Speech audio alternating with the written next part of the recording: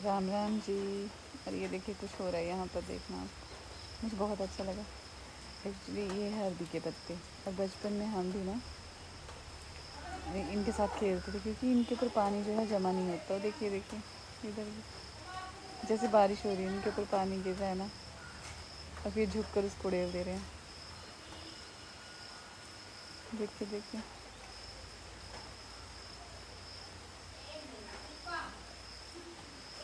मैं बचपन में बहुत खेली हूँ इनके साथ, क्योंकि इनके ऊपर पानी नहीं टिकता। अगर एक बूंद डालते हैं तो ऐसे मोती की तरह इधर घूमती है बूंद।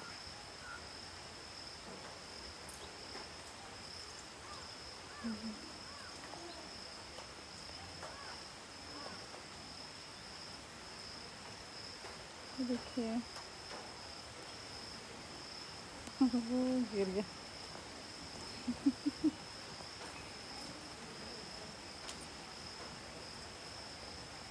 और हम इनसे एक डिश बनाते हैं यहाँ पर, तो बड़ा फेमस चलता है हमारे। हम बनाते हैं इनकी पत्तियों को धोकर सुखा कर पोंछ कर ना, तो हम बनाते हैं एक लेप, वो बनाते हैं, घोलते हैं आटा। उसमें मक्की का आटा ही ज़्यादातर घोला जाता है गाँव में, और अगर बेसन हो तो बेसन भी ऐड कर देते हैं उसमें।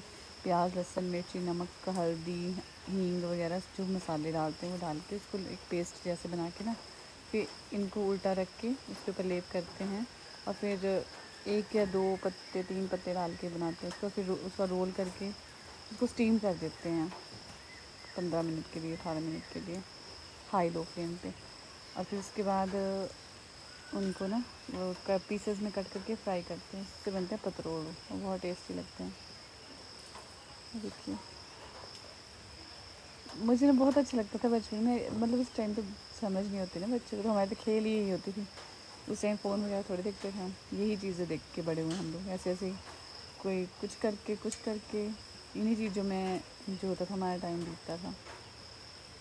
देखिए, ये बारिशें ना लगातार लग रही हैं। अब जहाँ भी सुन रहे हैं ना, तो फिर डर लग रहा है। तेज़ तेज़ बारिशें हो रही हैं हर जगह। अब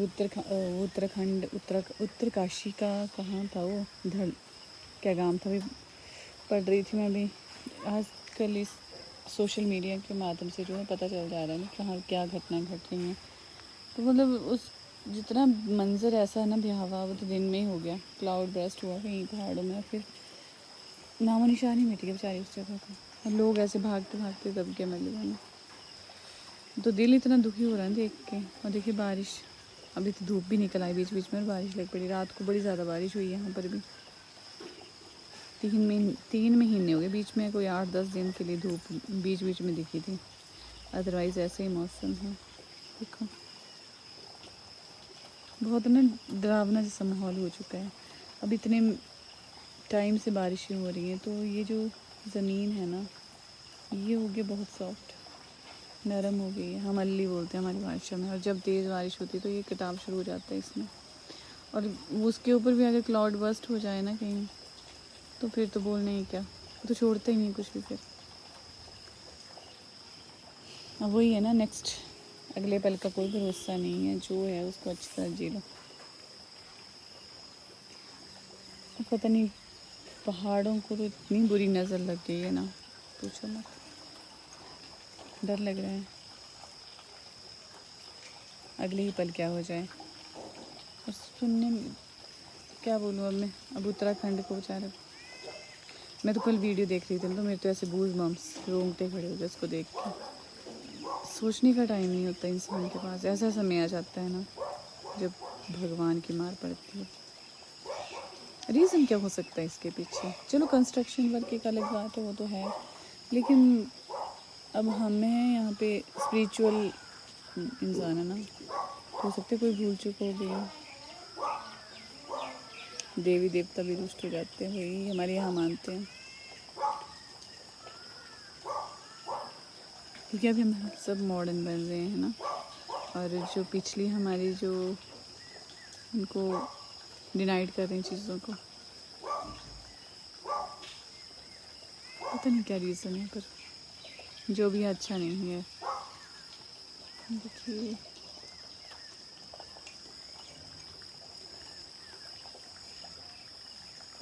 बारिश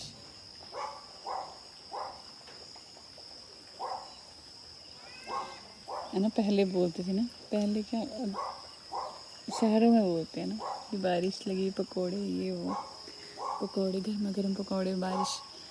और एक तो गांव का आपको बताते हैं, जिन्होंने पशु रखे होते हैं ना, उनको तो ये फिक्र होती है कि घास, पशुओं के लिए घास लाना है, और बारिश है तो कैसे घास ले पाएंगे, तो उनको नहीं होता पकौड़े बनाए और बैठे। क्योंकि गांव के लोग जो होते हैं बिज़ी रहते हैं ऐसे जिन्होंने पशु और जो ज़मींदारी करते हैं वो लोग।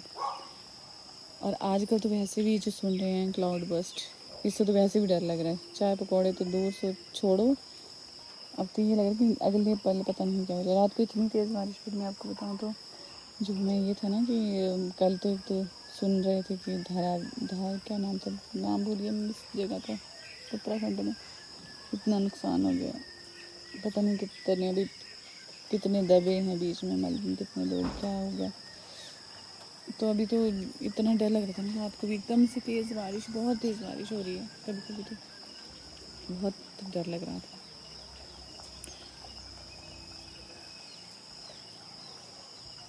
तो ये सब खुश रहो, अपने जो आपकी फैमिली है उसको अच्छा रखो, अच्छे रहो। अगले पल का कोई कुछ नहीं। यहाँ पर तो ऐसे हालात हो चुके हैं पहाड़ों में तो, और घूमने तो भैया आजकल मत आओ पहाड़ों में घूमने मत आओ। सेमी हिल जो हल्के हल्के इलाके वहाँ बेशक चले जाओ, लेकिन वहाँ भी बारिशें हो रही हैं, रोड ब्लॉक्स हो रहे हैं, घर वालों को परेशानी हो रही है। जहाँ पर हैं वहाँ पर ही सेफ रहिए। और वैसे एक और चीज़ मैंने नोटिस की, घूमने जाते हैं ना, बाहर से आ रहे हैं लोग, देखिए उनको मान्यताओं के बारे में पता नहीं है। ये हमारी जो यहाँ पर बहुत सारे देवी देवताओं का वास होता है, तो वहाँ पर अगर आप पिकनिक मनाने की धारणा से जाएंगे ना तो अच्छा नहीं है, मतलब है ना, हमारे लिए ना उनके लिए, किसी के लिए भी नहीं। तो भावना से जाइए, अच्छी भावना से जाइए, वहाँ पे गंदगी मत डालिए। और तो हम क्या ही बोल सकते हैं, और तो सब भाई भगवान जी के हाथ में है, उनको याद करते रहो। और बीच में कई लोग बोलें कि ऐसे बोल रहे हैं, लेकिन ये सच्चाई है। श्रद्धा नहीं है ना, भाव नहीं है, और ऐसे पिकनिक मना जाए उसका कोई फ़ायदा नहीं है। क्योंकि भाई देवी देवता होते हैं, ये नाराज़ हो जाते हैं। हमारे यहाँ तो बहुत मानते हैं। हमारे यहाँ तो पता है, हमारे जो देवी देवता होते, तो हमारे जो मम्मी या दादी होते थे ना, मम्मी दादी, अभी भी हम बोलते हैं ना मॉडर्न है जी, हम पढ़े लिखे हैं, मॉडर्न है।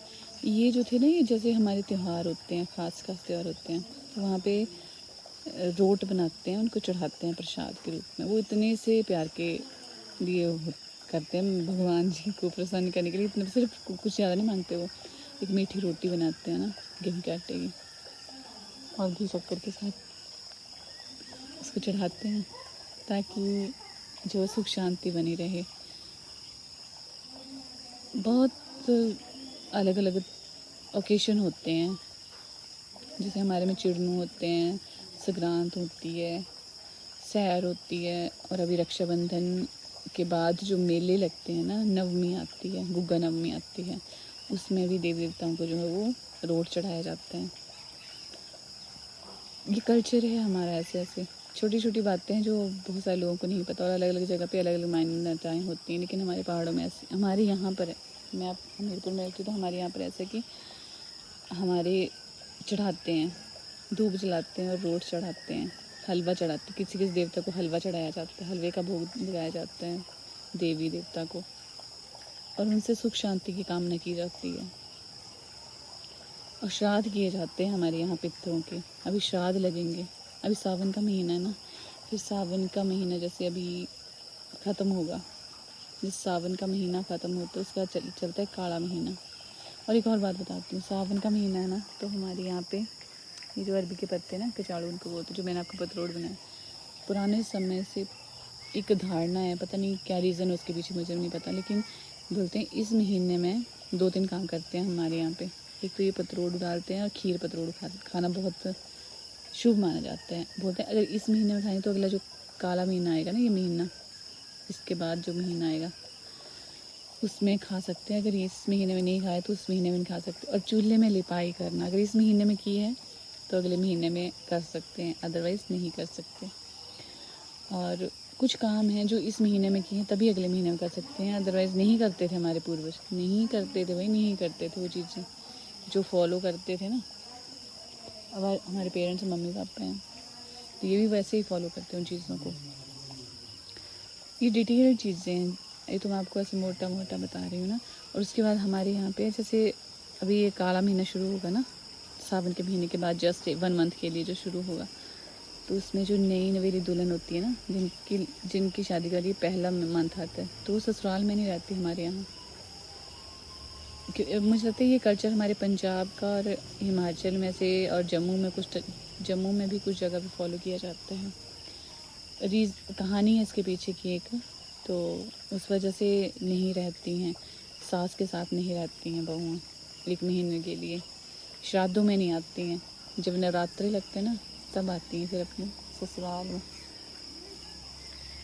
ठीक है जी, जानकारी अच्छी लगी होगी तो लाइक शेयर सब्सक्राइब और कमेंट ज़रूर करिएगा।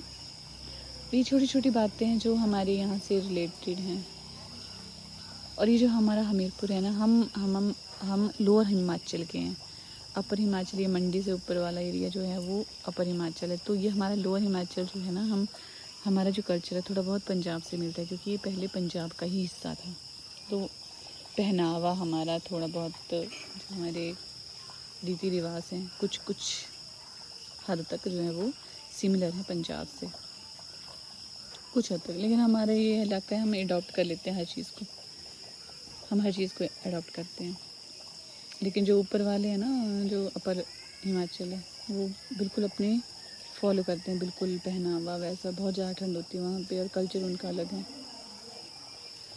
ठीक है जी, अगर जानकारी अच्छी लगेगी तो लाइक शेयर सब्सक्राइब और कमेंट ज़रूर कीजिएगा। इसी के साथ मिलेंगे अगली वीडियो में, तब तक के लिए सब अपनी फैमिली के साथ वही हैप्पी मोमेंट स्पेंड कीजिए।